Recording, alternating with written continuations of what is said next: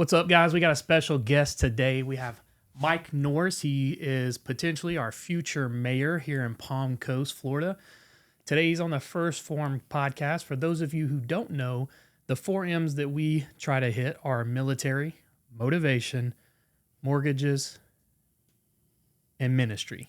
So there you go. There's some controversial topics in there, but we don't care. That's the best part about it. That is the best part. So, Mike, thank you so much for joining us. Our co-host here, my man Jason. He's an awesome kid. I'll let him introduce himself. Yeah, I'm Jason Wagner. I met earlier, but I'm also a realtor around here. I own an Airbnb management company, and met this guy at the beginning of this year. Met up, and then we started a podcast. So here we are now. Yep. It's a pleasure having you on, and we appreciate you showing up. I appreciate you guys inviting me. Yeah. So I don't care where we start here, but those 4 M's got to be touched at some point. The best part about this is as we sat down, before we started doing anything, we brought up God several times, and so I know you're a man of God, and I know you let that ring on your heart. As long as we all know here that all things happen through Christ. Philippians 4:13. That's a verse that's really close to my heart. So I love that. The lights we chose today. Teal and purple, because I do plan on talking about military today. Operation 22, a nonprofit that we have. We help veterans with mental health, so we'll probably touch on that a little bit. And then I guess the first question I have for you is, who are you? And tell me what your plans are here. I'm just Mike Norris. My family and I, we've been here for 18 years. I'm retired. You know that I'm retired military. I served 24 years active duty. Half of that time was enlisted. Half that time was as an officer. I received my commission in 2002. By then, I'd already been to war. I was actually serving as a drill sergeant at Fort Leonard Wood, Missouri, when I received my commission. Our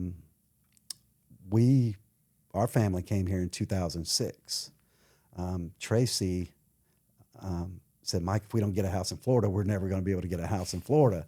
So they came ahead of me in 2006, her and the kids, and I followed up in 2009 when I got an assignment in Jacksonville as a administrative human resources officer for the Jacksonville Recruiting Battalion, which is probably one of the largest recruiting battalions in the country and most productive in the country because we're in the South.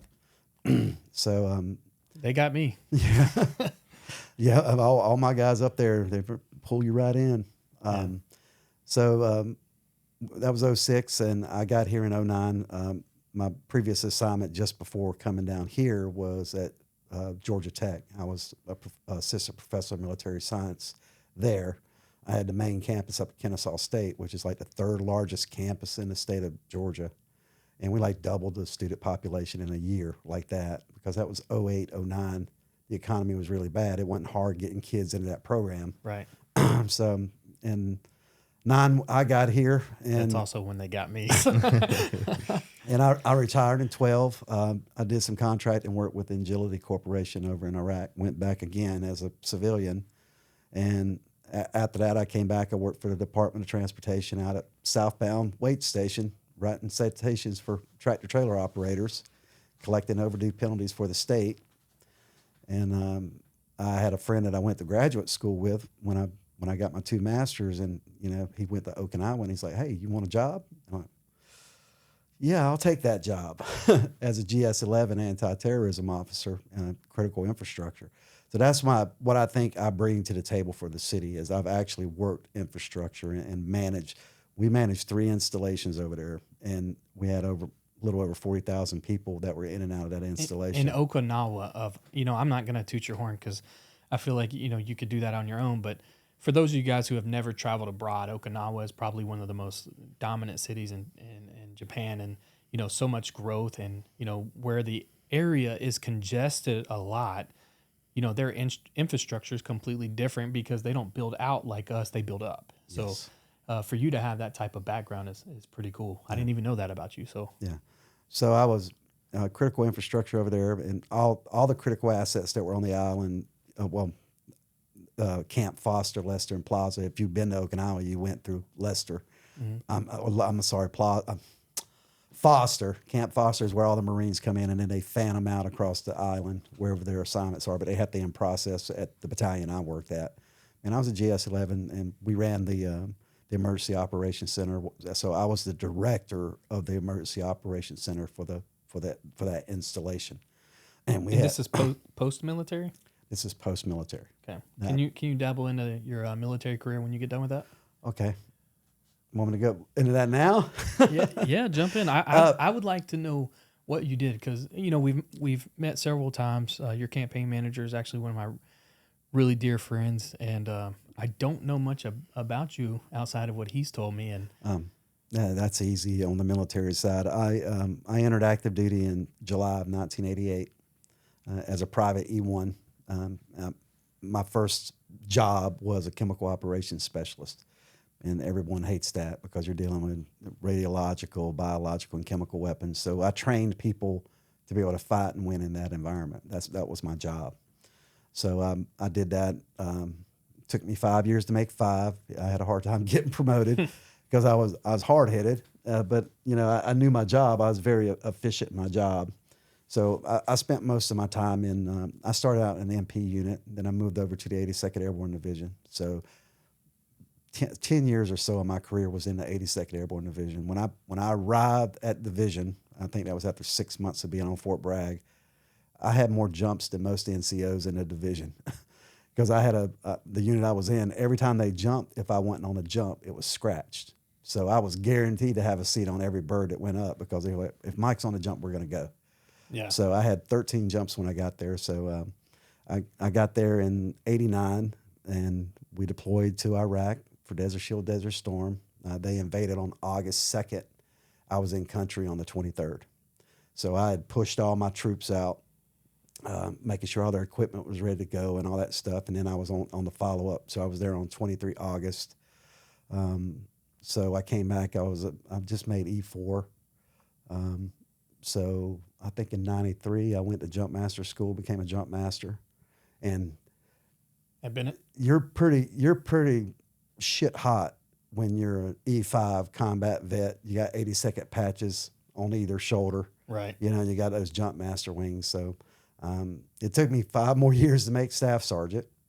I think I had been a staff sergeant maybe 4 months. Mm-hmm. And I had submitted a packet to become a recruiter of all things. I was trying to get down to South Florida because that's where Tracy lived. Tracy was working as a detective down there for the Broward Sheriff's Office. And I put in a recruiter packet, and they took my packet from one side of the hallway over to the other and handed it to the drill sergeants.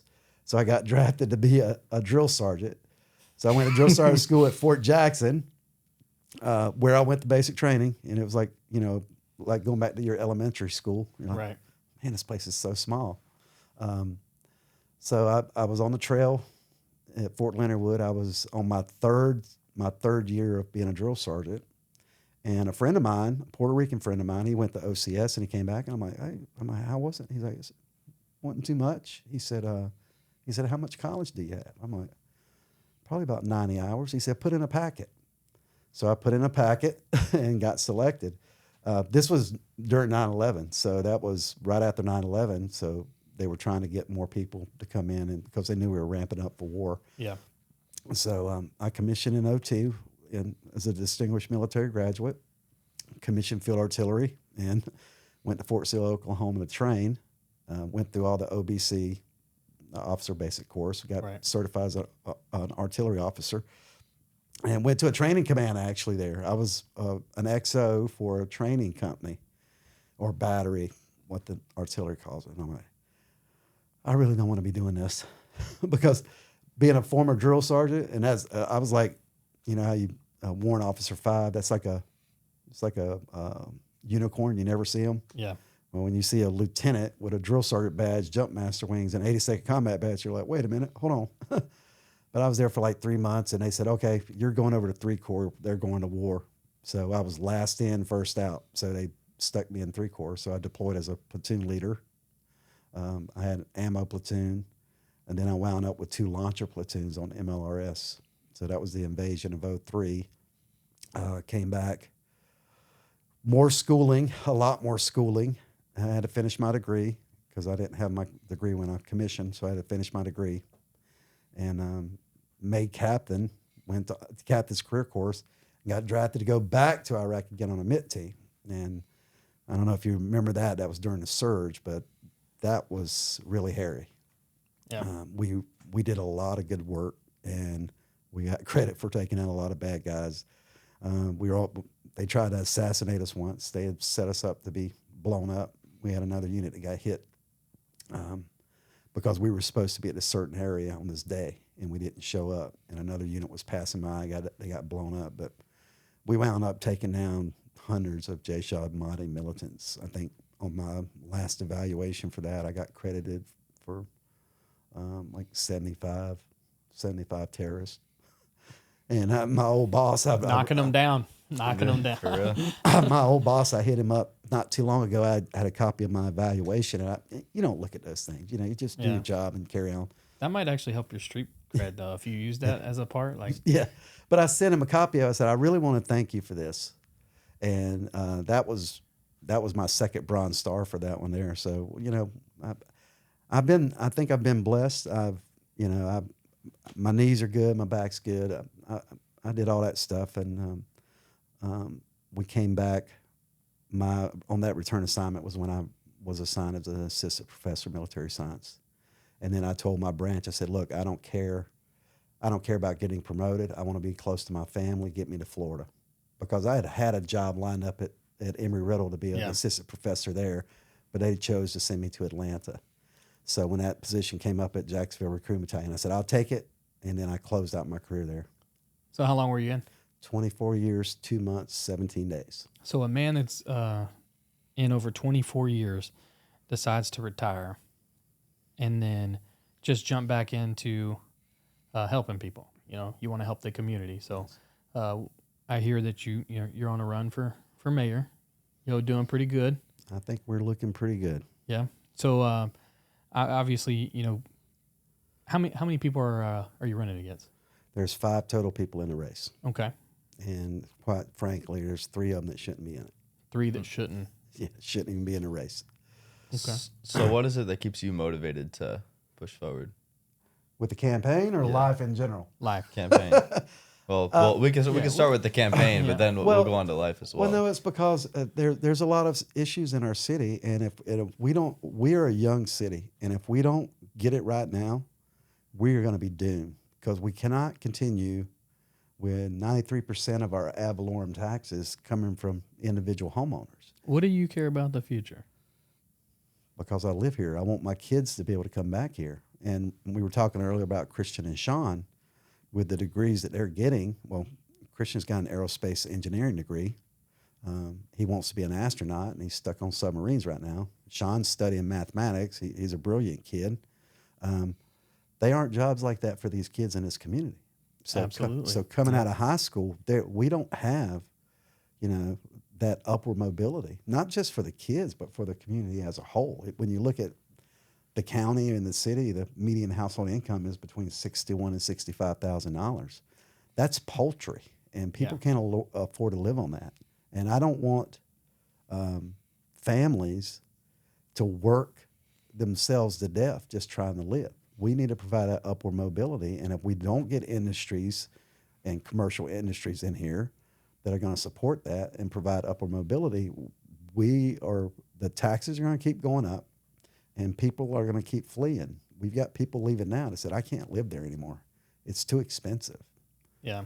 There's a lot of drama in our city council, and that's part of the thing that kind of steered me away from, wanting to go run for a seat.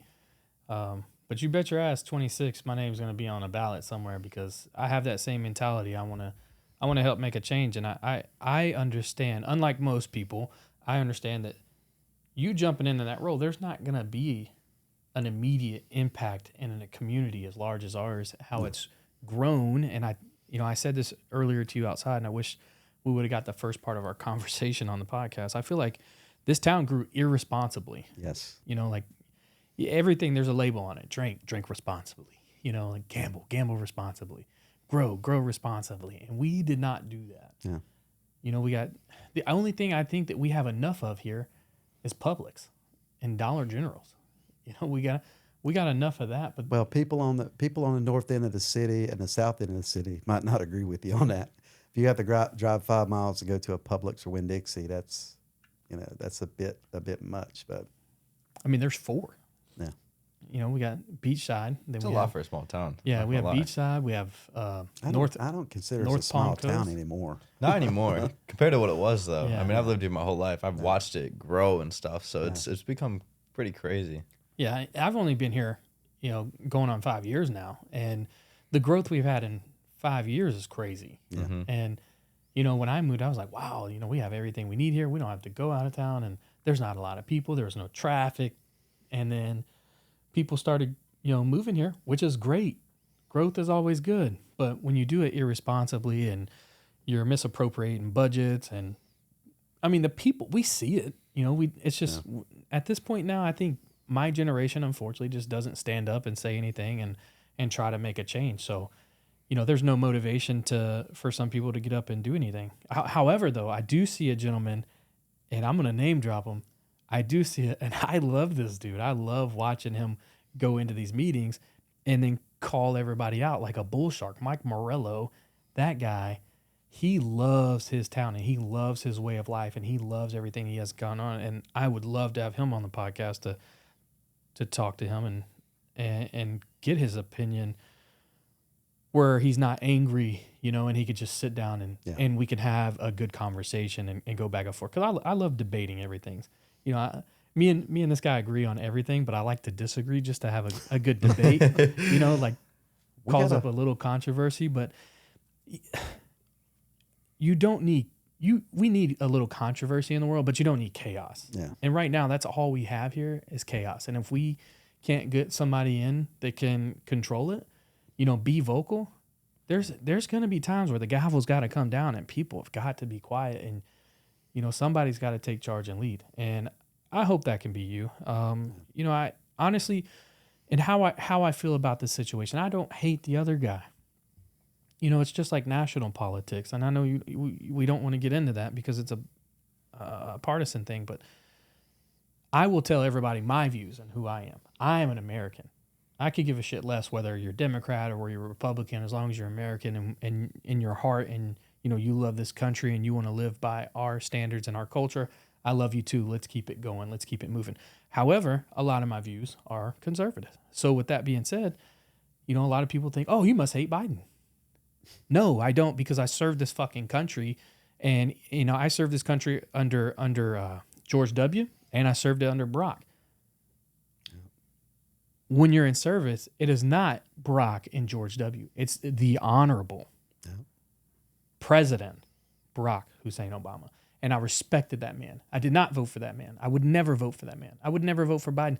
But you bet your ass when I put that uniform on, I know what my job is. Yeah. And it's to protect that man at all costs. Yeah.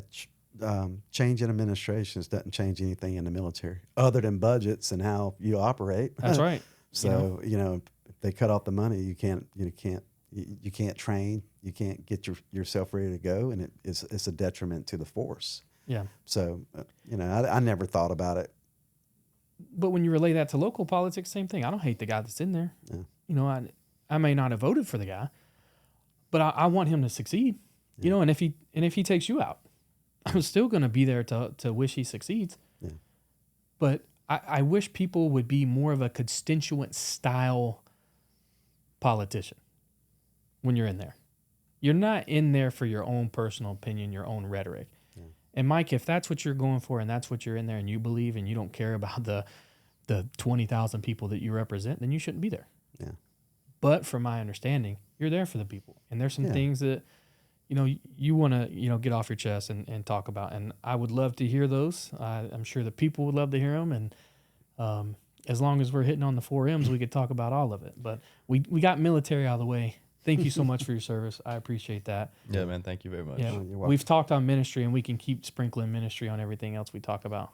But I think the next topic I want to jump onto is mortgages. And I told you there was something that was said about you that I'm going to throw at you. I'd like to hear it. And it's the fact that you're not a big fan of real estate agents. And I didn't hear that come out of your mouth. Yeah. But somebody said it, so here I am talking to you, and you're going to hear it come out of my mouth. I'm going to ask you because I want to know. How do you feel about real estate agents? And the reason I ask is because obviously we know the next topic, we're talking about mortgages. This is my industry. I have to love real estate agents. And I'm a real estate agent. And so. he's a real estate. Well, I don't know where that came from. I don't know why there's all kinds of things out there that people say about me and about my temperament and stuff like that. And we can get in that discussion where that came from too. But I don't like seeing people cheated, and I saw people getting cheated, and all these people are, he's mean and he's disrespectful. No, when you're cheating someone and you're not listening and you're not following the rules, I have a problem. I have a problem with that. As far as real estate agents, one of our best friends, one of our longest friends in our family since we've been here, she's a real estate agent. Name dropper so she can get paid. No, that was Kim Manford. Kim Manford. Kim and Jim Manford. They've been our friends. Her and Trace met during Cub Scouts. And when we got our house 2 years ago, a little over 2 years ago, Kim was our agent.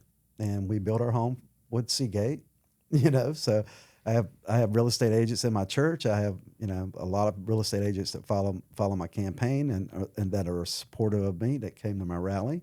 It's not so much people trying to make a living and doing the right thing and helping people get into homes. It's the overdevelopment and the pace at which we're building, and some of the standards. And I mentioned this to someone not too long ago. I think it was Pierre's interview on Flag Live. It was, it's just natural. When production goes up, quality goes down. Right. Would you agree with that? Absolutely. And I've had stories of houses down, like in Seminole Woods, they had to completely redo the floors because they didn't wait for the concrete to dry, and the floors shifted, and they had to completely gut it out and redo the floors. Like, we lucked out with ours because we got in our contract just as COVID was starting. And I had a contract with Seagate before, and they dropped the contract. They said, Mike, we can't build that house for what we're charging you. So you're going to have to pay this difference or we'll let you out of the contract. And we had already invested $33,333. Yeah. And they had to stroke me a check for that money back. So, but in our house, they poured the concrete. It set for like 4 months. So our foundation was firm. It was firm. But I have no problem with real estate agents. I have a problem with some of the developers taking advantage of the city and upzoning. I have a problem with that. And I mention this to people too. That's probably what happened. Somebody probably was playing the telephone game, and then Mike said something, and then somebody else heard it, and then somebody else got it, and it got twisted. So from what I'm understanding from you is you don't have a problem with real estate agents. You have a problem with some of the way that the developers are handling what's going on. Yes. Raising people's houses up higher than other people's houses, creating flooding, creating other bad habits, and creating issues for the cities to repair later on. So Yes, sir. it's not a personal vendetta against any real estate agent. Not at all. I just wanted to help you clear that up because it was told to me, and I know it's not true. I don't even know where it came from. But people will say anything. I think it's because our current mayor is a real estate agent, and he's a good real estate agent. So I think it's just because he's in that position, and then obviously you're running against him. You don't agree with half the stuff he does, so maybe that's where that came from. Well, I wouldn't say he's a good agent, seeing as how he's saying that he hadn't received any profits from being in real estate since he's been elected. So I don't know how good he is or not. Yeah, I think I don't think he's been practicing since he's been. Yeah. But again, I'm not that type of guy to have problems and with other people. I like everyone. I'm a chameleon. I have my views, and I publicly say them. And you have that, you either really love Steven Swarner or you really hate Steven Swarner views. There's no in the middle. There's no in the middle. There's no in the middle of it. And this is the problem. That at the end of the day, my back pocket's my back pocket, and unless you plan on paying my bills, I don't give a shit about your opinion. Yeah. So, with that being said, man, I just wanted to clear that part up. But the mortgage part is important to me. And I'm going to stay on that topic because there is something that as a mayor you can help do. So getting people approved for a mortgage sometimes involves adding in their property taxes. Yeah. And with the property taxes here going up a lot, and if you're not a veteran like myself who can get a bigger discount on your taxes, sometimes that can hurt. And I've seen several of my clients either A, get approved for less of a home because of the heightened taxes, or B, get approved for a home, and then you tell them, hey, your taxes are going to go up, and then millage rate or something changes and assessed values, all, of course, that's going to go up with the market. That has nothing to do with you guys, but them taxes go up. Or the millage rate doesn't roll back at all. It stays the same, but the housing prices go up. And then I have clients calling me back, hey, Steven, I'm stuck. What do I do? You know, and I love helping people, but then I have to have this conversation. My escrow just went up. I'm paying $800 more a month. Yep. And then you hear about taxes, and then people wanting to raise taxes again. Or we're in like one of the toughest inflation our world has ever seen is right now. And you guys want to go up on stuff? On a budget, $360 million a year? How much more money do you need? Yeah. There needs to be a lot of hard looks taken at the staffing. We've grown. Our city's government has grown. In 2020, there was 500 employees on the books, and now there's 632. That's with seasonal hires included. So our city government has grown at like 25% since 2020, and everything else that comes along with that. You know, we've been in pretty much a recession. We had COVID, all that stuff, and you're steadily increasing. I am a small government conservative, plain and simple. I don't want to have more people on the staff than we have to, but I want to have the right people that know their jobs. Like, you got to have an engineer as your stormwater manager, plain and simple. You got to have somebody that knows what they're doing.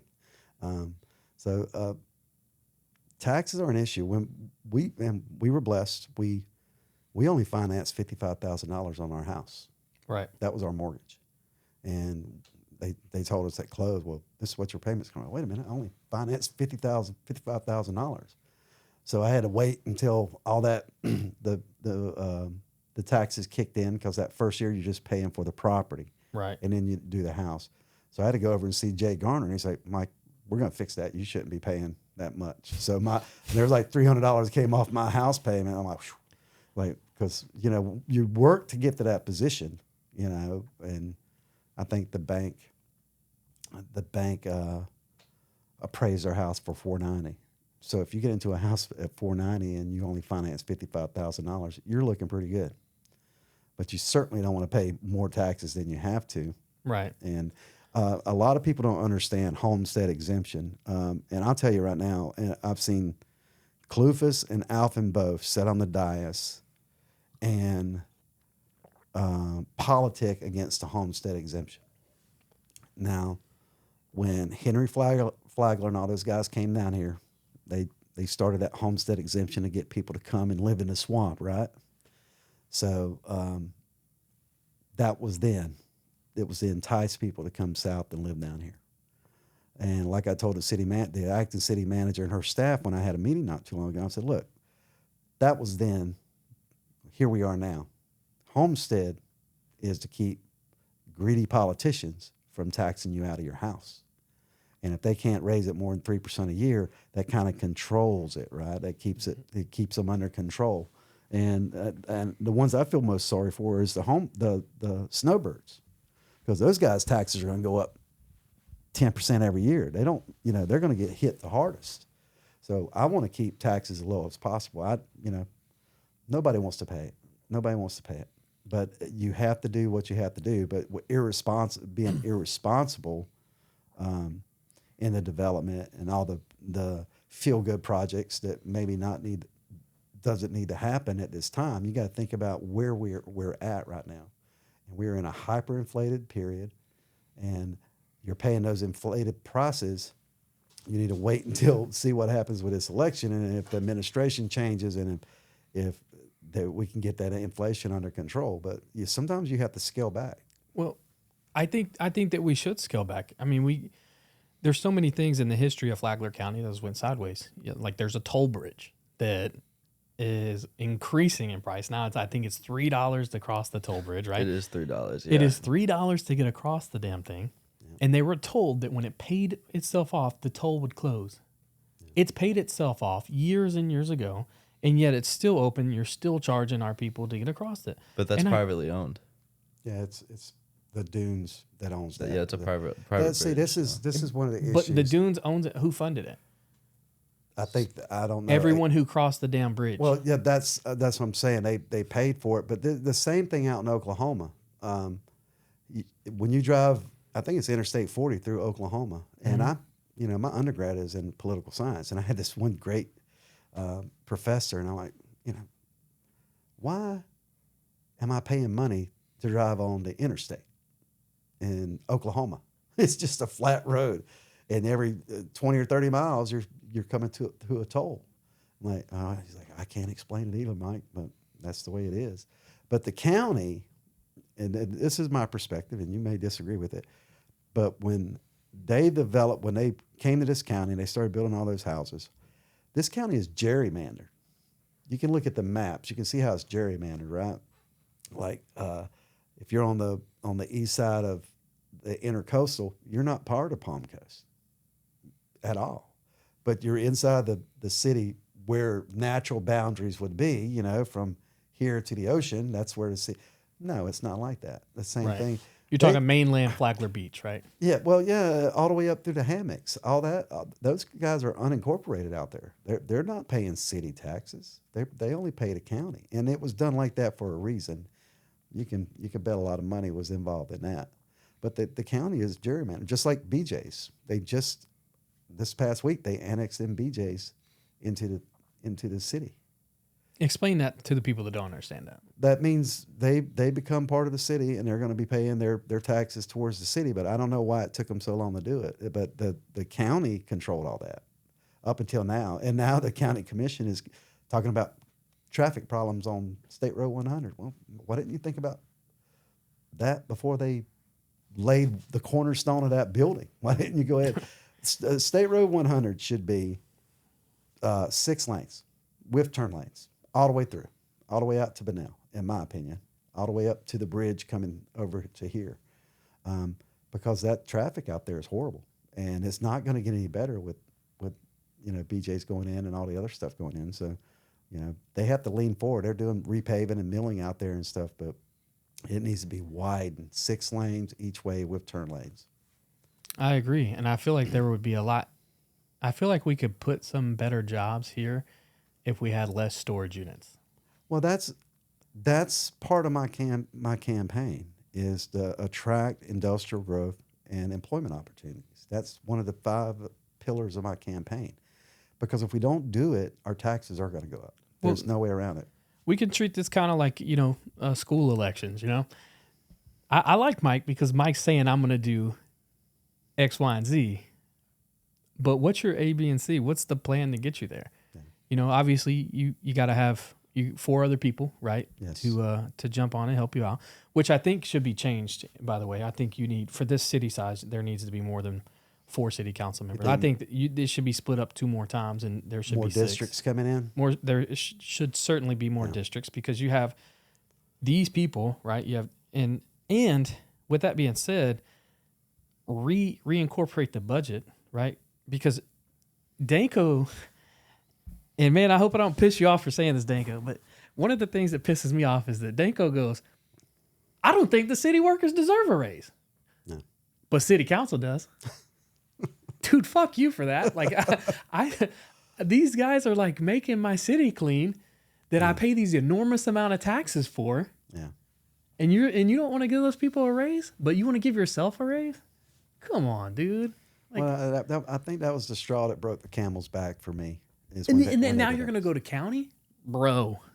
The first time I ever stood up in front of a city council in my life was when I stood up with my Palm Coast pressure washing paint hat on, my Palm Coast shirt. I said, if you guys pass this pay raise, I'm going to do everything in my power to get you out of office.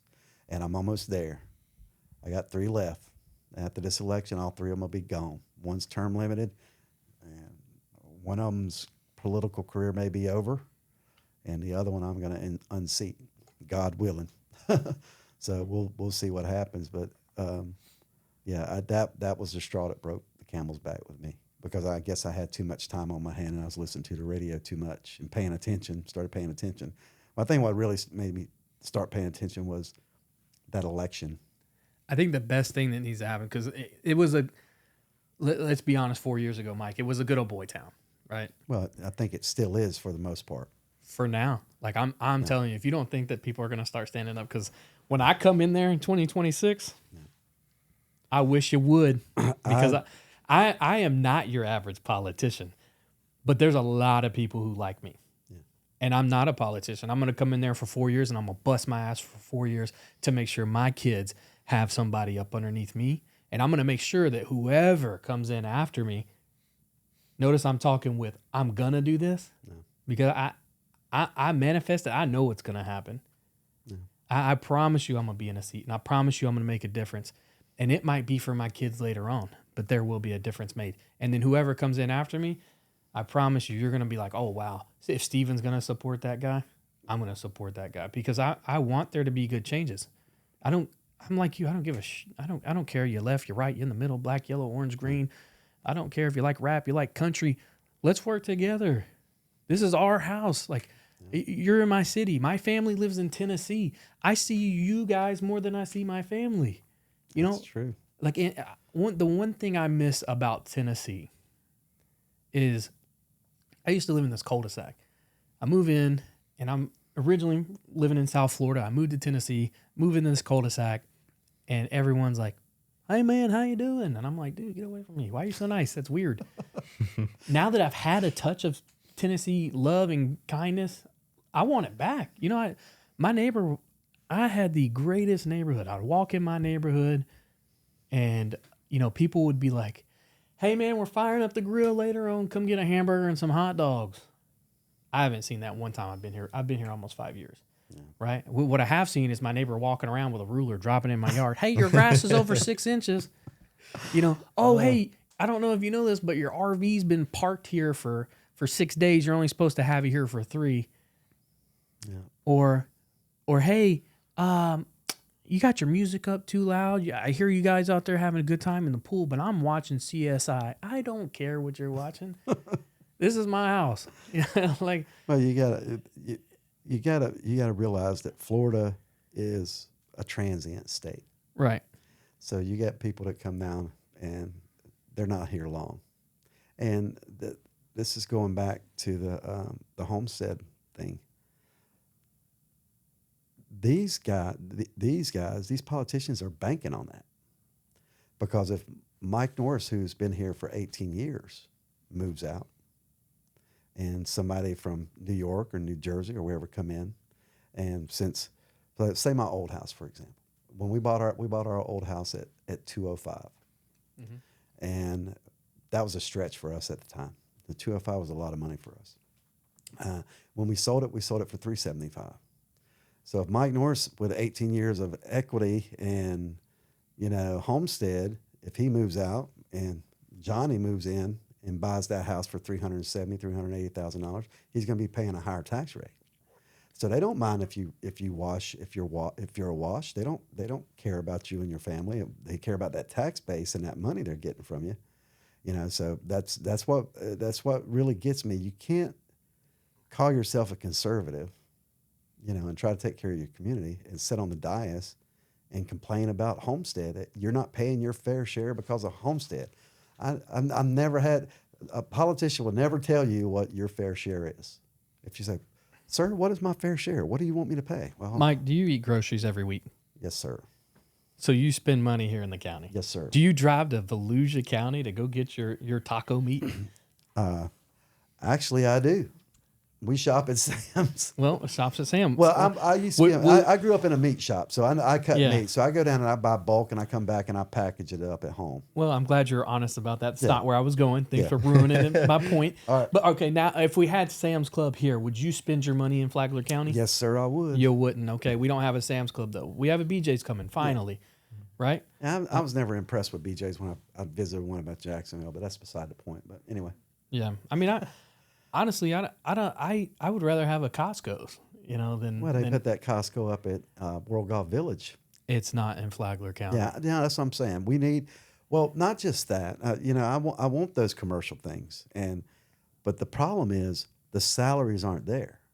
Florida is a right to work state, and unless you have those skills and it's high skilled labor, you're not going to get those $35, $40 an hour jobs. It's not going to happen. So we have to. This is the biggest opportunity I think we have right now. And someone told me not too long ago, like, because I had mentioned it, and they said, "Well, you know, that the whole coast was supposed to be dedicated to the space industry," and I didn't know that. You know, I'm not an original Floridian, but the thing that we need to do is the Space Force is going to be. They're moving their headquarters to the Cape, down at Cape Canaveral. We need to get those industry that are going to be manufacturing those components for those spacecrafts. Boeing, Lockheed Martin, SpaceX, come to Flagler, SpaceX, Elon. This is our second Elon conversation. Yeah. Yep. Bring that man here. Rocket Lab, Yeah. semiconductors, you know, any of those things. And you hear the stories about all that. Like I've heard Mercedes wanted to come in here. You were talking about Tebow wanting to do that sports facility. A sports facility. Yep. We have to recruit those industries, and I don't think we have anybody on the city staff. Matter of fact, they had a lady that was they hired it to be the economic development person. She just like quit. They kept it on the down low. She was gone. She's just gone because the main problem is we don't have any industrial. We have 3% or less of our land within the city boundaries that are designated for industrial growth. And we misused that whole stretch of US 1. US 1 up on the north end. Because back in the day, there used to be a sign at the end of Matanzas Woods Parkway that said industrial on it. Right. Talking about industrial growth. Yes. But we let that property change hands, and they say, well, you know, they say it's economy of scale, right? Right. Those developers are going to get the most bang for their buck. And what are you going to get the most bang for your buck? They're building those stick houses out there, selling them for $400,000 a pop. Yeah. The stick home in Florida, no less. And that, I know you've been out there, right, Stephen? That whole area from the weight station out west to the train tracks all the way up to Pelser Creek, Old Kings Road, it's all barren from the growth that's going to happen in this area. I'm telling you, man, for as high as the taxes are in this city and to not have sidewalks on every single street, it's sick, dude. Take these damn swells, right? Build a sidewalk, put a culvert all the way in, do something good for the city. Because let me tell you, man, first of all, nobody in Florida can drive. Everybody's Bill France. It's NASCAR, go fast, turn left, every fucking street I'm on. Right, and I don't think there's going to be any stopping that. Put a sidewalk up everywhere, and I'll give you.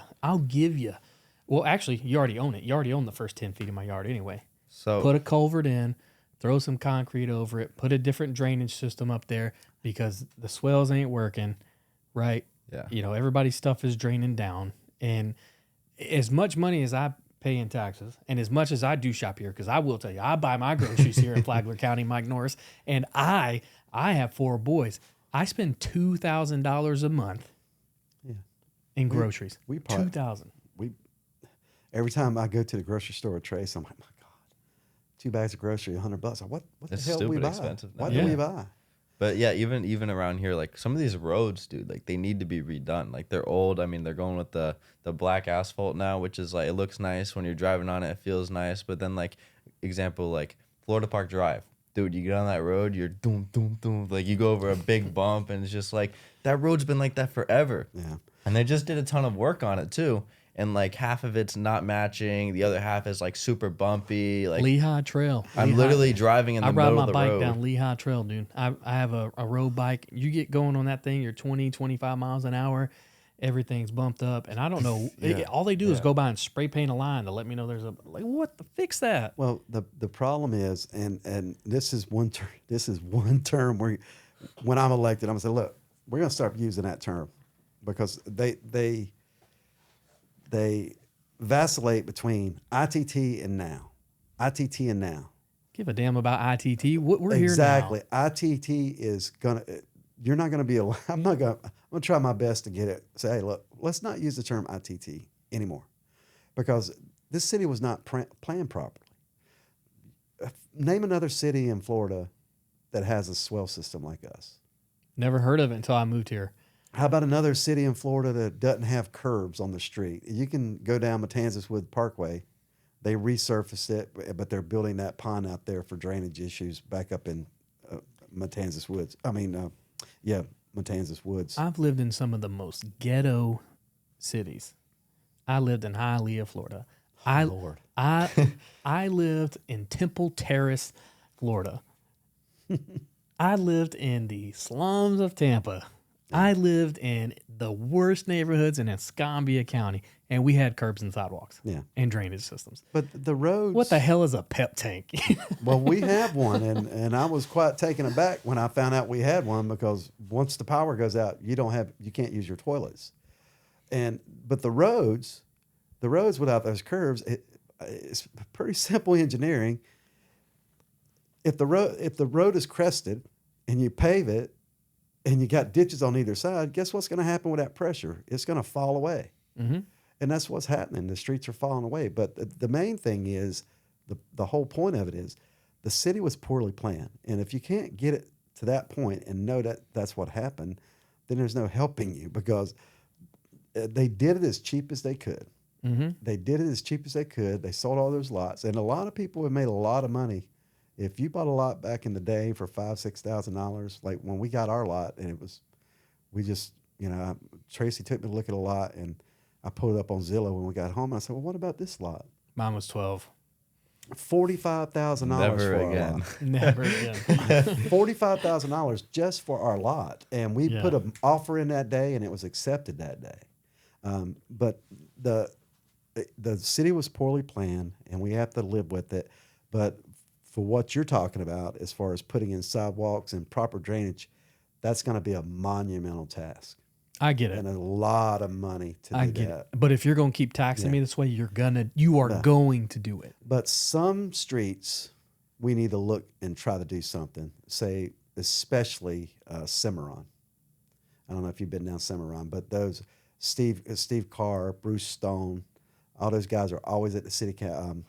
Gary Kunis, they're always at city council saying, "Hey, you need to do something. You need to do something." And really, but you got to have your priority of work. That in the military, you got to have a priority of work. What's the most important? So that's what you have to focus on. If you can get something like that to help those people out, at least slow the traffic down. The city's not even willing to buy, and I gave them the data for it. I contacted this company that sold speed calming devices, and the guy told me, Mike, they average between $750 and $1,200.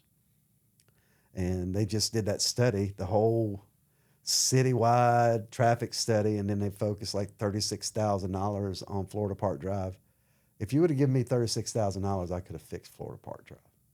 They're always doing work there. For $36,000. No, I'm talking about as far as the traffic. Okay. As far as the traffic, not the street paving, not because I went down that road today too, and I saw that. So Are you fixing that when you're left? On the eastbound lane, it's all black, and then. And that's where Steve Carr, and he's been complaining for years, and they need to slow the traffic down and do what they can to help those people out. There's no way I'd live on that street. No way. Yeah. Ever. Ever. That's a main thoroughfare through the city. We can spend 2 to 3 hours talking about how messed up our city is. Yeah. And I would love to, but we're gonna have to get you back on for that. But I mean, I have some frustrations that I plan on getting in and helping change. And, I'm going to speak for people. I'm the type of guy that I might have a feeling, right? And I might feel a certain way. But if there's 15,000 people behind me saying, Steven, I want it this way instead, I'm not going to go what's best for me. Yeah. I'm going to go what's best for the majority there. Yeah. I don't care if there's 1,500 saying, hey, let's do it. And then 1,501 says, let's do it this way. Yeah. I'm going to go with 1501 because majority wins. That's democracy. All those city council, and I tell everybody, because I can't endorse anyone, but I'm like, look, and I had a guy named Willie contact me the other day. I did some work for him, and he hit me up. He sent me an email on them, and he contributed to the campaign too, which I wasn't expecting, but I was grateful for it. Thank you, Willie. But he said, Mike, I don't know about the other candidates. Can you let me know? And I said, Willie, I'm sorry, but I can't endorse any candidates. I said, I'll send you the link to the Supervisor of Elections website. I said, do your research, make sure the people's values align with yours, and that's the person you need to go with. And I tell people all the time, if the candidate is not talking about bringing industry and jobs into this community, don't vote for them. If that's all they're looking for is more houses and more special interest, and I don't play that game. I have pledged not to take one penny from any special interest, and I have not. I've pledged $10,000 of the mayor's salary annually to charities. Half of it towards the scholarship, which we talked about, and half towards the food pantry. And because it's not about the money for me, I want to do the right things for the city, but we have to have the right people on the city council. I think that it's our city, the staff, the county, it's very incestuous. Yeah. And there's a lot of isms in there. A lot of isms. Nepotism, cronyism, you name an ism, and it's in our county. And we got to stamp that out. It's too big for that now. I got some people, I don't even talk to me, because you and I have nothing related at all, because your goal and my goal, I'm not here to help you make money for your grandkids' nieces. That's not Mike Norris's goal. Yeah. Mike Norris's goal is to do what's right for the city and bring jobs in here so people can sustain themselves. How old are you? 18. He's 18 years old. And you've already got a job. You're doing Real estate. Several jobs. He's an entrepreneur. But when did you make that decision? When did you make that decision, or were you led in by friends, or were you led in by your family? Family industry. So it's a family thing. So they kind of guided you. And I'm sure, which high school did you go to? Matanzas. For like a short amount of time. Then I went online school. Okay, so you were at Matanzas. Both my kids went through Matanzas. But for kids that, say, two kids to a single mom that doesn't have a father figure, and they're like, I'm just trying to, like me. I'm the youngest of five. I'm the baby. By the time I was 8 years old, my mom was free range in a small town. And if I didn't push myself to get through high school, I'd probably still be stuck in that little town. But at the time, like the military, it was an outlet for me. That was a job, a guaranteed job, guaranteed salary. And I actually took the ASVAB to go to the Navy. But I'm like, oh, no, I can't do that. I said, I'll jump out of airplanes instead. But you got to have those Hold outlets. on now, I jumped too, bro. Cool your jets, hot rod. But you gotta have an outlet for those kids. So like apprenticeship programs. Were there any of those in the school at Matanzas? Learning electrician or plumbing? Oh, no. It So was get good not grades. vocational, but I will tell you, they have some cool stuff. Like I like the SGA. the law thing that they have going on there. They have like their home ec thing that they do. I went and viewed the school just to see what it would be like, because my niece was thinking about moving here. And in comparison to some of the schools I'm used to, and definitely the school I went to the same school as Dwayne "The Rock" Johnson. We went to McGavick High School, and that school, it's like, hey, which gang are you in today? It's completely different. You come back here to this school, and like they had home ec, they had like a court class, they had a CSI class, they had so much stuff, and it was really geared towards Talking about law. Matanzas? Matanzas, yeah. And so I thought that school was good, but then I started hearing the rumblings, like, hey, all these families moving here, the teacher to student ratio is kind of high, and we need to make a fix to that, and I get that, But that's what I'm talking about, though, is for kids coming out of high school to have something.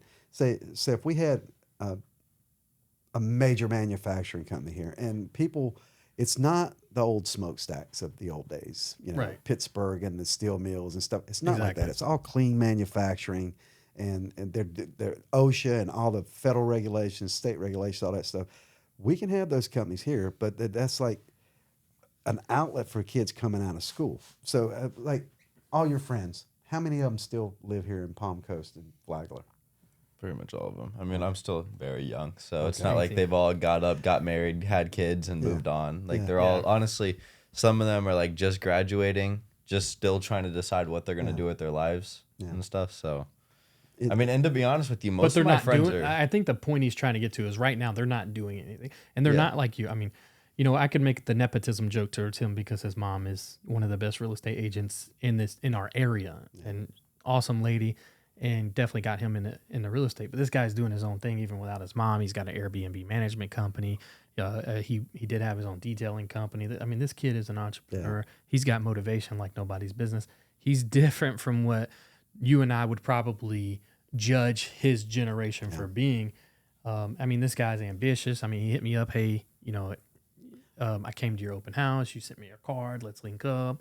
I had this idea for a podcast. He was like, dude, I have an idea for a podcast. Next thing you know, we're 10 grand deep into camera and equipment, and we're sitting down having conversations with people. Yeah. This kid manifests. This kid makes it happen. So I can't compare him to Well, anybody well, else in this but that's generation. the whole point, though, is for the kids to have an outlet when they come out of high school, because you have very few choices, and you can drop off and you can do. I would not want my kid. I love my boys to death, but I don't want my kids living with me until they're 30. I'm sorry. Right. Get the hell out. Pay your own rent, pay your own mortgage, get it, but you got to have a good paying job to do that. Everything's about the money, and if you don't have that, it's hard. Even if you have a roommate, like down there off of Town center. no, down in Daytona around Sam's and stuff, those apartments out there. One of Christian's friends, he graduated college and he's going to do his graduate school work down there.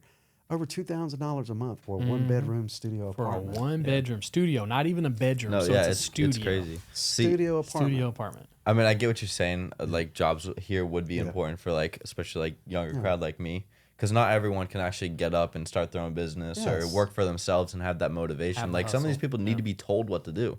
Like, some of these people are going to be employees forever.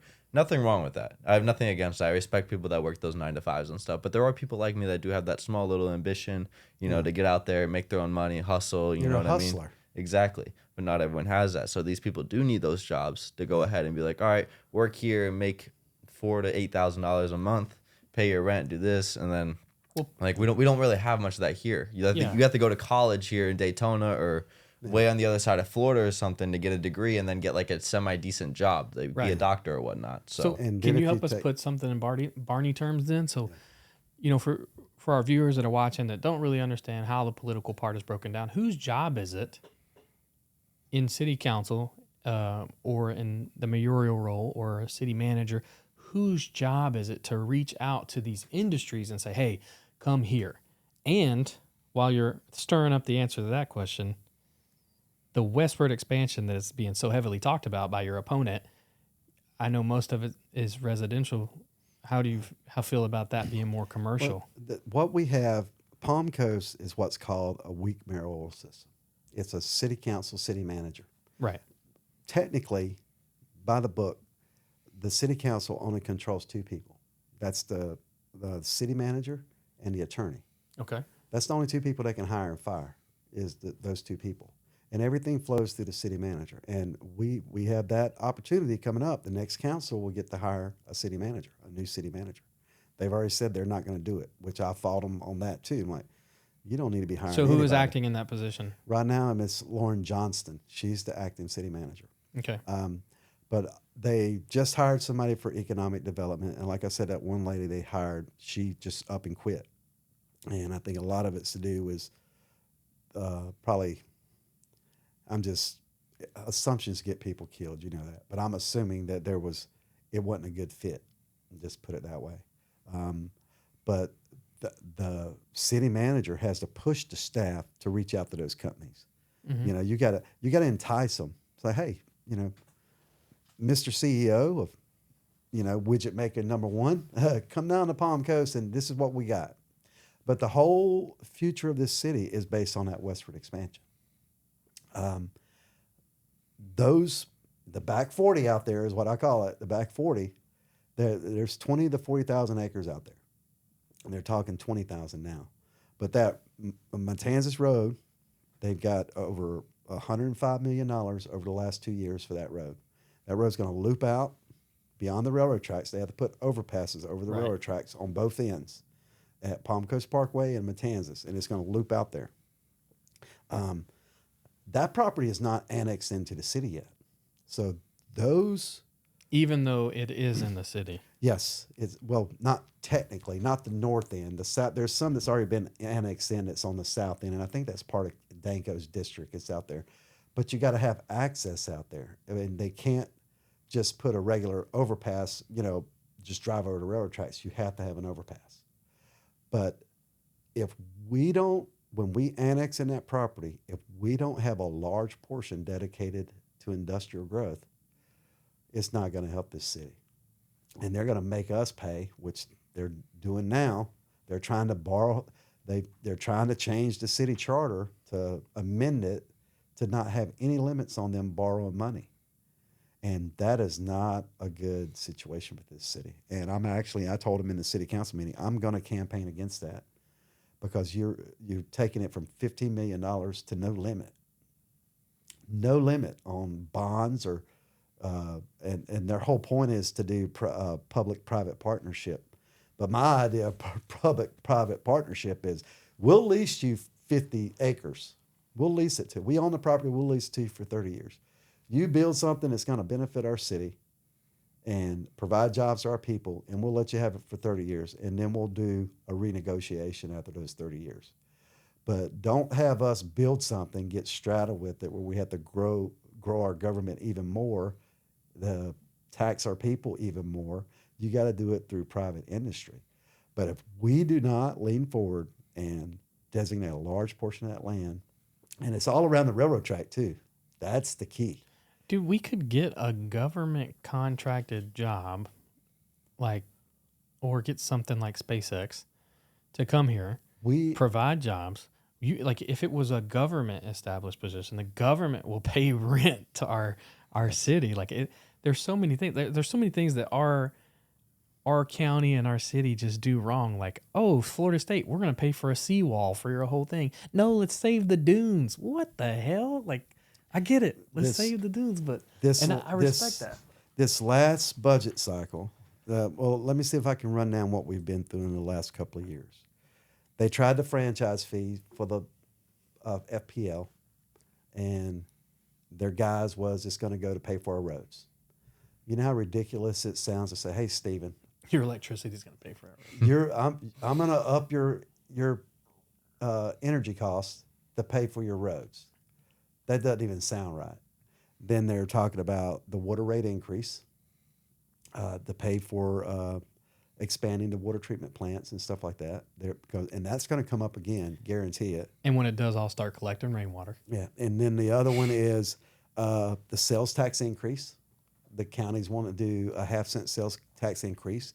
And at one time, the city council was talking about our portion of that money going to the same thing for the roads. But now, because of the requirements, they're needing 37 new deputies in the next 3 years. They're going to try to use that sales tax to pay for those new deputies and all their equipment. And then the other one is the beach tax. They're talking about taxing people within the county and the city, depending on where they live, a certain amount of money every year towards maintaining the beaches. This is the problem. You're going to tax us out of our damn house. And no shit. No wonder it's a fucking transient state. You're going to tax me so much I got to leave. This is not California. This is the problem with that. And I'm going to beat them up until Election Day. This last budget cycle at the state level, they requested $35 million for wastewater treatment plant 1. They didn't get it. They requested $42 million for Old Kings Road, north and south, to expand the road. They didn't get it. They asked for $6 million for the YMCA down at town center. They didn't get it. The county asked for $29 million for the beaches. They didn't get it. So you see what they... Where does $360 million go then? That's what I'm wondering too. If we would have got that money appropriate, well, the problem is they got the $80 million for that road out west. Over half the money coming to the county, probably more than that because of all the stuff they cut.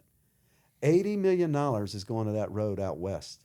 to property that's not annexed into our city. See, that's what I'm talking when I get back to talk about. I'm not here to make money for your grandkids' nieces. Yeah. You can own that property all you want. We're not going to annex it in unless you're going to do something for the city. And the problem I have right now is they got these backdoor deals going. And I called the chief of staff in one, and I'll let that one percolate. I won't say anything about that, but I called him in something. But they're doing all these negotiations with the people that own that property out there. They're not even part of the city. So why are you or anyone from the staff negotiating with trying to designate this property out there for anything? It's not part of the city, and it's not your job to do that. It's not your job. You know what I want you to do when you do make mayor? If you go to operation22.com and you're wanting to know how we're spending our money for our nonprofit and how we're helping vets, Chase has probably told you this, but you can just hit learn more, click on a bank statement, and it'll show you every quarter our bank statements. The reason I do that is because I want the clearest transparency. Yeah. Now, taxes involve me. Okay. And I wish more people would stand up for what they involve, or maybe I wish more people understood some of the stuff that we're talking about, because this stuff involves everyone. That's my money. I want to know how you're spending it. Well, the city, the financial services, they do a good job. They have all the budget data and stuff in there for you. But that doesn't if it's wasteful spending. Yeah, but it's not broken down where you can go in and say, well, it's not Barney style. It's not broken down. It's not broken out. But if you do your research and you pay attention, but a lot of it's wasteful spending. Like this is one that a lot of people don't know about. Over by Buddy Taylor Middle School, mm-hmm. The weir that's right there for the canal. That construction was going on for like a year and a half. Oh, wow. With the sidewalk. Remember that? Yeah, now that you said I remember that. They went over twice the budget on it and 3 times the time. So this past school year, it was supposed to be completed before the kids started school this last year. But all that was still garbage. And it still looks like garbage out there, that whole walkway and the rails and stuff. I'm like, we paid all that money for that? And it's just wasteful spending. The same thing with the splash pad. I'm glad they got it, but when it doubled in price because they had to go back, and it's still in litigation now, mm-hmm. and we don't know if they're going to win that suit against those people that did that initial project. But it wound up costing us $11 million for a splash pad, and it's great for the kids because when it first opened, not the reopening, our kids are out of school and they're gone. But we went over there and like, man, wow, this would be great to have. Would have been great to have when we had, kids were small, because it's something for the community to do. But don't be wasteful spending. And a big problem we have is, like in the military, you got the no bid contracts. Like you only got one company in the area that can actually do that job, and you're not reaching out to other organizations to try to, fight those costs and bring costs down, and maybe not having your buddy do the job because your buddy really doesn't give a shit and he's just trying to get your money or as much as the city's going to give him. So you have to do the right things for the city. You have to be careful with the budget, and sometimes taxes increase, but it doesn't mean you have to wasteful spend. And well, it's not just like taxes are just increasing here.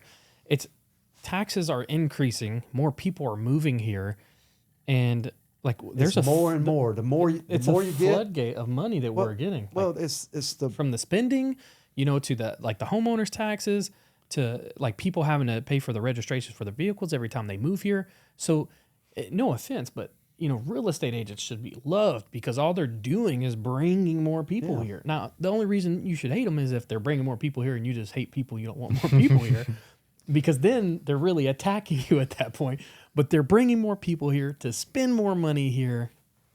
And the shitty part is we can't get along on how we're spending the money. And people like me don't know how the money is being spent. But I want to know. I'm a nerd when it comes to money. I want to know what it's being spent on, why it's being spent on that.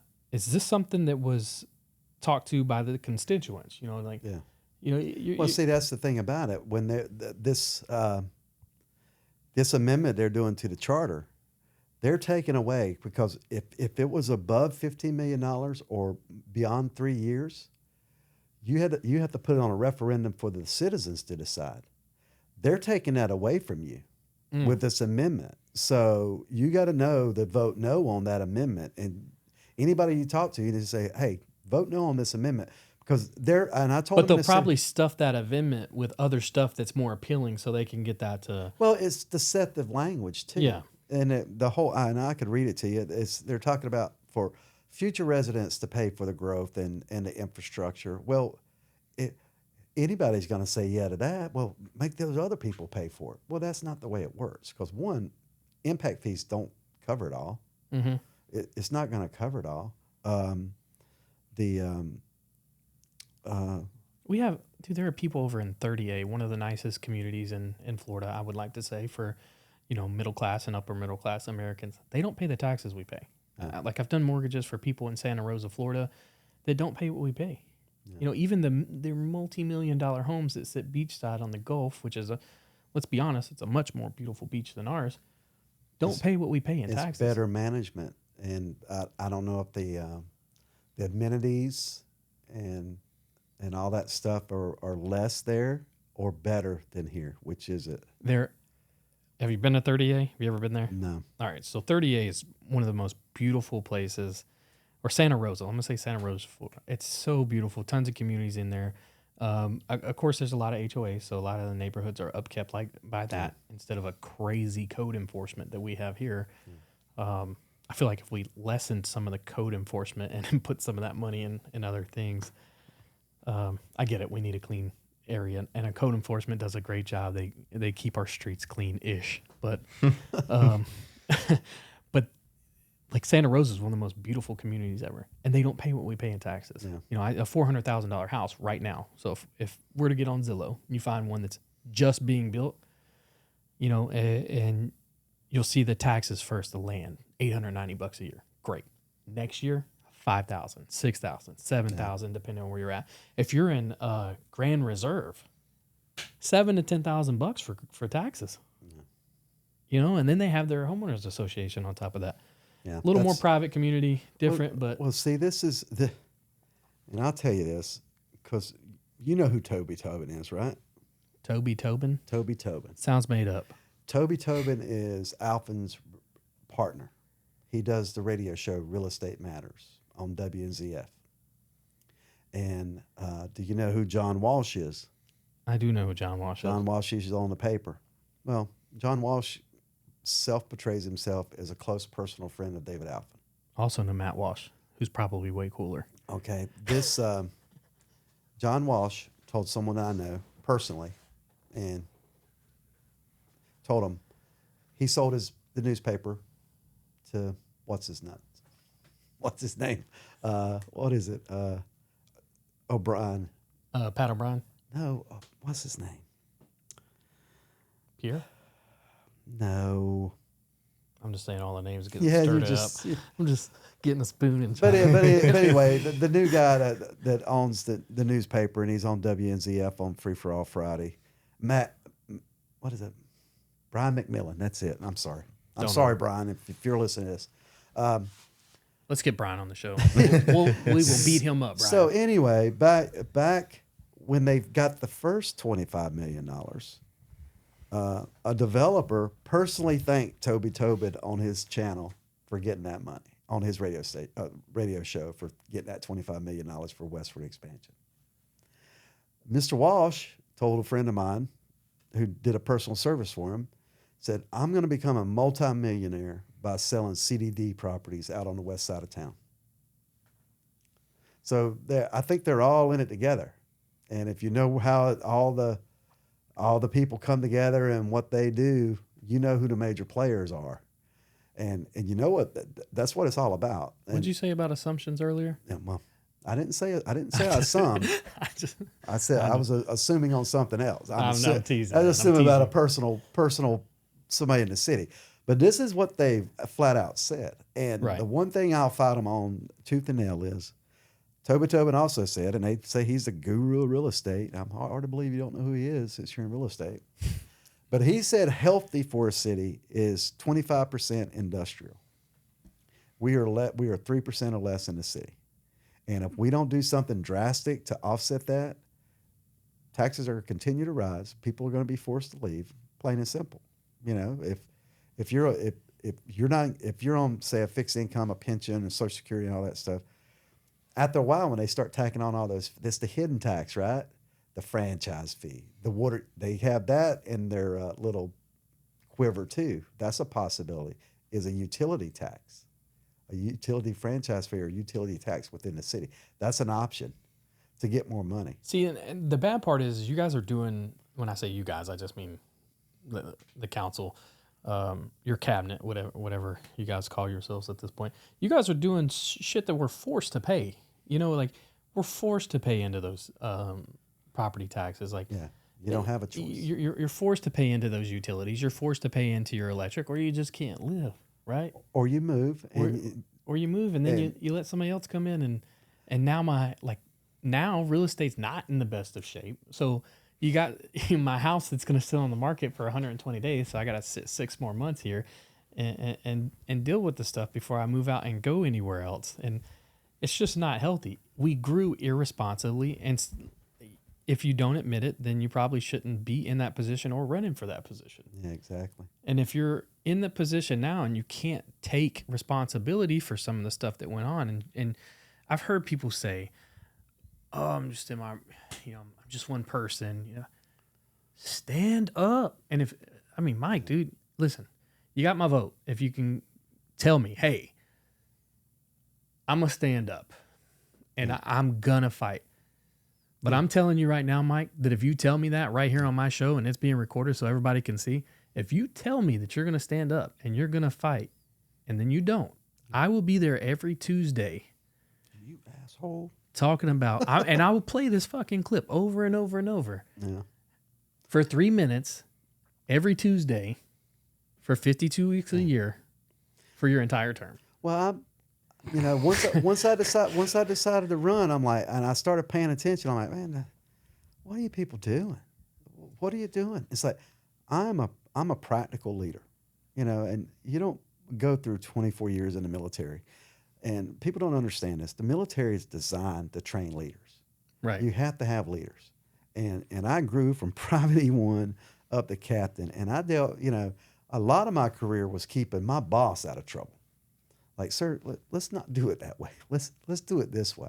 That was the whole NCO, you know. And then I converted over. I went to the dark side. People were like, well, he's still an NCO. It doesn't matter what.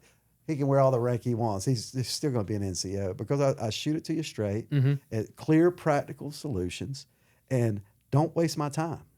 Yeah, Don't waste my time. I've looked into your career. I wanted to hear your story, but I'm that guy where I go out and I look. I don't like go searching for your DD 214 or anything, but I look in your career. Like, I Google you. I want to know a little bit about you before I pull you on here and start beating you up. And you're pretty distinguished, dude. Outside of being 82nd Airborne and Army, I think I like you pretty much. I got family in the 160th that are the Night Stalkers. Never quit, baby.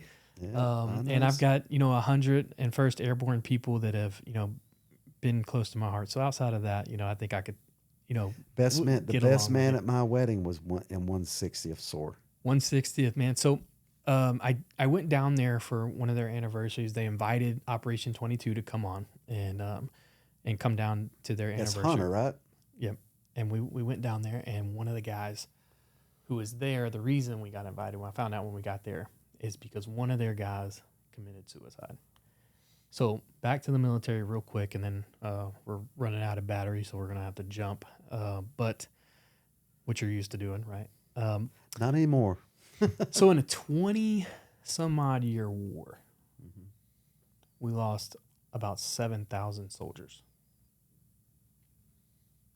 In a 20-some-odd year war, we've lost 140,000 to suicide. Yeah. It's ridiculous, ain't it? It is absolutely ridiculous. Pretty sad. So with 22 years in, right? 22? 24. 24, I apologize. 24 years in, a couple of tours, you could be done with life. You could just walk away. You could sit at home. You could be the old grouchy military, get off my lawn type of guy, but you're not. You're here trying to help your community. I appreciate you for that. But I want to hear you talk a little bit about this. It's sensitive for me. You see the two colors in the podcast, teal for mental health, purple for suicide. It's tattooed on my leg. It's a brand on my heart. Your campaign manager, Chase, has helped me found that organization, helped me get that nonprofit rolling. And we love helping veterans. Yeah. We love it. I've had to share my story, and I don't know if Chase shared it with you, but I battled PTSD for quite some time. And that's actually what led to me leaving the Navy, was trying to take my own life, battling with some things. In our county, they say that we're per capita, we have more veterans than any other county in Florida. We have over 13,000 veterans in our lot. Community. It's a strong number. It's a strong chance for one of those people to take their own lives. Yeah. So I know that this is not really a huge city council thing to bend on, but what do you think you could do personally to help our veterans that are here in town to grow, and how can we help spread awareness for mental health? Because I'll tell you, before you start, my way of doing it is to, through Operation 22, is to help rebuild the camaraderie by having some events for veterans, and then pushing them into several things: ministry, motivation, and then back to military. And then I'll try and help them with their mortgage once they get their life squared away. But there you go. I push them for motivation, because at the end of the day, and some veterans you gotta do different. Some of them you gotta coddle. Like those Navy guys, you gotta put your hand behind their head and say, "Oh, that's okay, we're gonna be fine." Those Army guys, you really gotta kick them in the nuts and say, "Hey, you can't be a bitch today. We gotta get up." Yeah. Right. You gotta do something different, and we gotta be stronger and be here for our community, because we went and fought over there. Now it's time to fight here. Yeah, I get it. So where are you at, and how can we help that community? Well, I don't usually talk about this, but I have 1, 2, 3, 4. I got a little bit more not as many as you.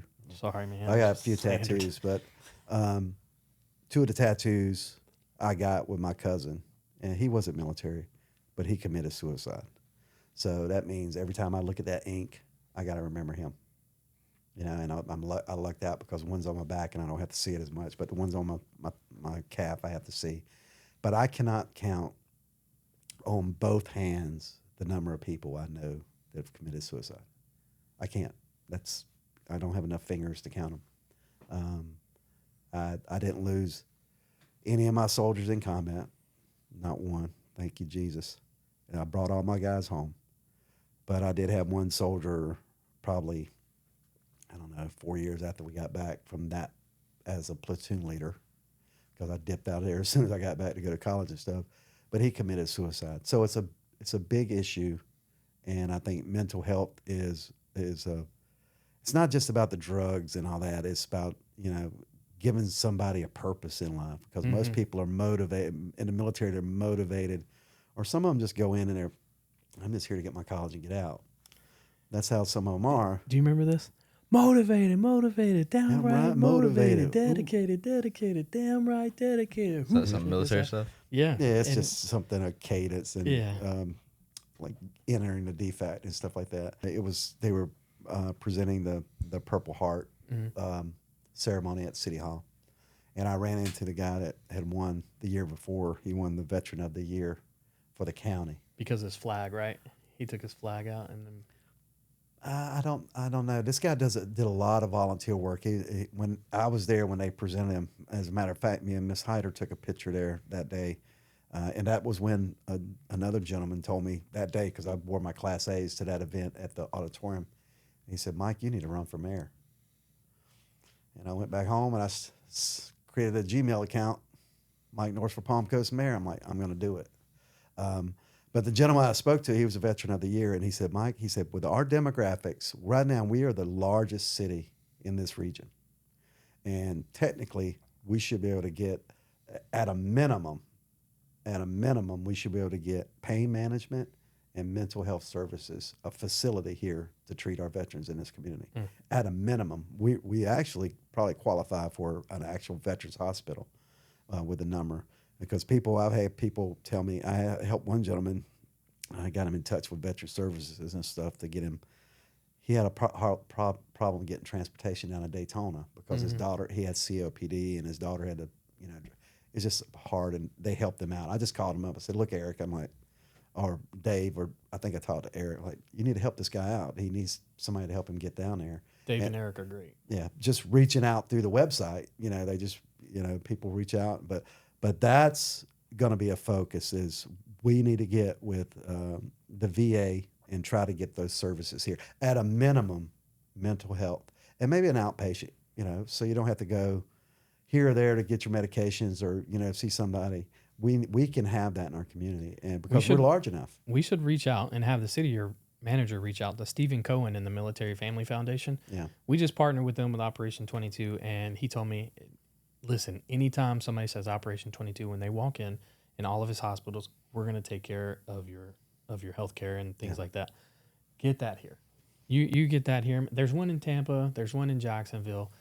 But, I mean, what that foundation's doing with their hospital, and, they're light years above the VA. I think the VA came a long way. It has come a long way. Because we partnered with them, too, and then they have come a long way. It's, when I did my evaluation after I got back off of contracting, I had to drive all the way over to Gainesville to get my VA evaluation done. Yeah. And the scheduling and all that stuff was so jacked up. They had actually sent me a letter saying, your appointment has changed from this date to this date. I didn't even know I had an appointment. And I called them, and they're like, yeah, you got all these appointments, because they're about to bust, remember the 1 year window? Yeah. They're about to bust that 1 year window, and they're trying to stuff all those appointments in. So, but we can get that here now. We just have to work towards it. It's not going to be an overnight thing, but, we can reach out and touch base with those people and say, look, this is what we need. The Legion, the VFW, AMVETS, all those guys, that's a powerful voice. Yeah. That is a powerful voice in our community. Yeah, one of the things I'm doing with Operation 22 is trying to bridge the age gap, between the AMVETS, VFW, all those people, and then my generation. Yeah. And you'd be a good tool to do that with, because you're kind of sucked between the two generations. Yeah. So, man, I'd love to get with you more after this. Gen X, baby. Gen X, baby. I'd love to get with you a little bit more after this, man, and talk shop. I love the fact that you're a veteran. I'm always going to support my veterans, unless they're not doing the right thing. So, I think we have a good campaign. We've done things right. Chase is a great campaign manager. He's very good at marketing, and you got to realize we started 2 years ago. Yeah, I do. This started 2 years ago. I don't know the first time he talked to you. He's like, this guy called me up and wants to run for mayor. That moment. Yeah, I'm like, he was. I don't know, when you got that phone call, he was sitting right across from me, and we were trying to plan some stuff. I remember the phone call, and I was like, who the hell is Mike Norris? Yeah. And he was like, I don't know, but I'm glad I got the call. And he got it. I'm glad he did, because every time I've met you've been great. So, well, people beat me up and stuff. I have thick skin. But I got to be the most professional I can, and I can't knife and chop somebody like I used to. I can't do that anymore. I'm like, oh, okay. But I think we've run a good campaign. I think we're looking good. We just have to, and I'm telling everybody, 5 and 5. 5 and 5. Tell 5 friends, and have your friends promise to tell 5 other people. And that's been our strategy, at not just focusing on the super voters and all that stuff. We want every vote. Well, luckily I got a lot of friends, dude, and so does he. So we're doing what we're supposed to be doing, and they'll beat me up on anything, but they can't find any dirt on me. Yeah. So because I think I've been blessed. Me and Tracy have done the right things in this community. She owns her business. I own my small business. We've been here 18 years. We have 2 phenomenal kids. She's retired law enforcement. I'm retired military. we're like the American dream. You know, I was lucky enough to make enough money that Tracy was able to stay at home and raise the kids. Perfect. And that's what I want for everyone. Mom and dad works, mom can stay home if she chooses, raise the kids, make sure they're smart as hell, and they can go to great colleges and have a good career. And that's the small family unit.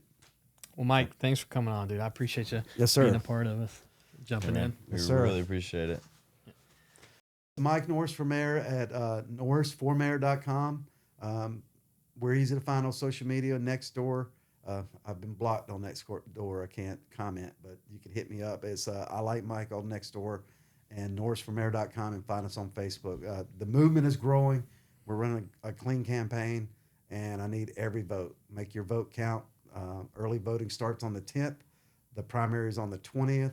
And if we get enough numbers, it'll be over at the primary. Nice. Are you outdoor knocking?